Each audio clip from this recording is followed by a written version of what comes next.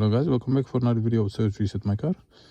Today I'm gonna do a quick video on how to change the menu language of a Mercedes E Class 2004 W211 model. I'm gonna show you how I did that so you can do it for yourself. Let's start right away. First of all, turn on the ignition, then we're gonna use this area over here.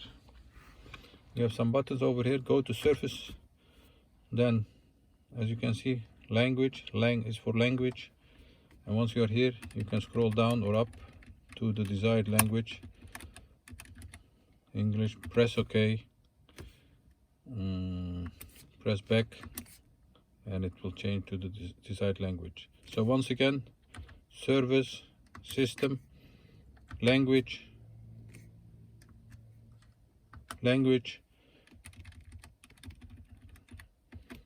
Dutch for example, press OK, go back, and as you can see the language has changed to the desired language. Thanks for watching. There was a quick video. Have a look at our channel. We have more than 350 other videos on how to reset, how to change menus, how to change TPMS warnings. Leave a comment if you like, and I hope to see you next time with another video. Take care, bye bye.